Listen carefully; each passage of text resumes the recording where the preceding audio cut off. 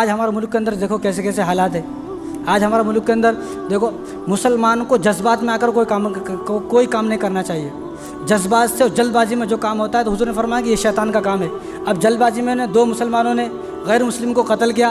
अब देखो मुल्क के हालात क्या हो गए। इससे दुश्मन और मजबूत हो गया, दुश्मन में और ज़्यादा ताकत आ गई।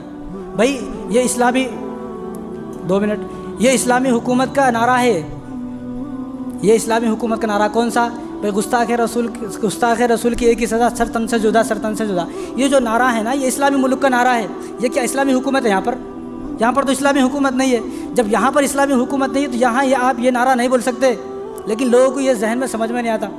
और यहाँ देखो, हुजूर के ज़माने में जो गुस्ताख थे, बाज़ गुस्ताख ऐसे थे जिनको हुजूर ने माफ़ किया, बाज़ गुस्ताख ऐसे थे जिनको हुजूर ने सज़ा दी। जिसको सज़ा दी वो कौन है? अब्दुल्लाह इब्न क़तल। लेकिन जो माफ़ किया हुजूर ने, माफ़ करने वाले की तादाद ज़्यादा है जिनको माफ़ किया। जैसा अबू सुफियान है, खंदक में कौन है? अबू सुफियान। हुदैबिया में कौन है? अबू सुफियान। जंग उहद में कौन है? अबू सुफियान सरदार है। इन सारे जंगों में अबू सुफियान सरदार है। लेकिन हुजूर ने अबू सुफियान को माफ़ किया। अब जिस आदमी को मारा गया कन्हैया लाल, मारा नहीं। अब इस आदमी के ऊपर केस था, भाई इसने हुजूर की शान में गुस्ताखी की है। उसने तो पुलिस स्टेशन में जाके हाथ जोड़ लिए, मुसलमानों के पैरा पकड़ लिए, भाई मुझे माफ़ कर दो, मुझसे गलती हो गई। अब जिस आदमी ने माफ़ी मांग ली है, इस आदमी के बारे में किसी को कत्ल करने का हक़ ही नहीं है। भाई उसने माफ़ी मांग ली। और आदमी ऐसा काम करने से पहले सोचे मैं किसी गैर मुस्लिम को कत्ल कर दूंगा तो मेरे जाने के बाद इस्लाम के बारे में लोग क्या सोचेंगे। इस्लाम पर भरोसा उठ रहा है। यहाँ हर आदमी एक इस्लाम है। यहाँ बैठा हुआ हर आदमी एक इस्लाम है। कैसा? 2 लोगों ने कत्ल किया, पूरा इस्लाम बदनाम, पूरे मुसलमानों पे से भरोसा ख़त्म। आज ये हालात हो गए हैं कि कोई मुसलमान जो है, कोई भी गैर मुस्लिम मुसलमानों को अच्छी निगाह से देखने तैयार नहीं है। हर मुसलमानों को दहशतगर्द, टेररिस्ट समझता है। आज कई को ये जज्बातों में आकर मैं ये कर दूंगा, वो कर दूंगा। भाई वो इस्लामी हुकूमत थी, वहाँ पर जिनको कत्ल किया है वो हुजूर के हुक्म पर कत्ल किया। हुजूर ने हुक्म दिया भाई कत्ल करो। यहाँ किसी मुसलमान को जज्बात में आकर किसी को कत्ल करना ये शोभा नहीं देता।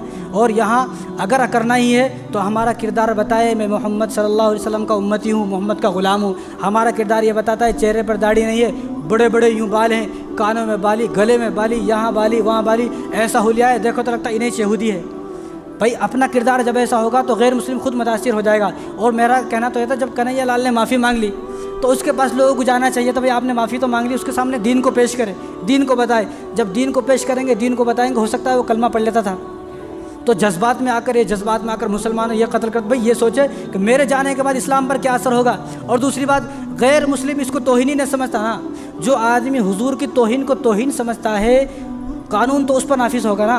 गैर मुस्लिम अब मुसलमान है, कोई मुसलमान अल्लाह ना करे नौज़ुबिल्लाह हुजूर को गाली दे तो हम सब खड़े होंगे, भाई इसको हुजूर के बारे में सब मालूम है। और हुजूर ने अपने ज़माने में जो गुस्ताख रसूल को कत्ल करवाया, सज़ा दी, वो इसलिए दी कि वो हुजूर के सामने थे, हुजूर को पहचानते थे, हुजूर को जानते थे, वो हुजूर को सादिक़ अमीन बोलते थे। लेकिन सादिक़ अमीन बोलने के बाद, समझने के बाद, पहचानने के बाद वो गुस्ताखी करते थे, इसलिए हुजूर ने उनको कत्ल करा। भाई ये मुझे जानता है। ये जो अहकाम नाफिज होंगे कत्ल करने के, ये उस पर होंगे जो हुजूर की गुस्ताखी को गुस्ताखी समझता हो। एक गैर मुस्लिम है, वो हुजूर की गुस्ताखी नहीं समझता, वो तौहीन को तौहीन ही नहीं समझता, उससे क्या बोले। भाई मेरा बेटा है, मेरे को गाली दे तो मेरे को असर होगा, भाई मेरा बेटा क्या गाली दिया, दूसरे का बेटा गाली, हमारा क्या करना है, जान दो, गाली देना ऐसे दे दो। तो ये आदमी ये सोचे कि इस्लाम पर क्या असर पड़ेगा, मुसलमानों पर क्या असर पड़ेगा, मेरे बाद मुसलमानों की कितनी ज़िल्लत और रुसवाई का सामना करना पड़ेगा। तो मुसलमानों को इस तरह जज्बात में आने की ज़रूरत नहीं है। अल्लाह तबारक व तआला से दुआ करें और कल रोज़ा रखने के बाद अल्लाह तबारक व तआला से दुआ करें, अल्लाह हमारे मुल्क का हालात को अच्छा फरमा। ये जो मुसलमान आज जो बदनाम हो रहे हैं चारों तरफ, ये इसलिए बदनाम हो रहे हैं कि हम अमल करने को तैयारी नहीं है। कम से कम अमल करें।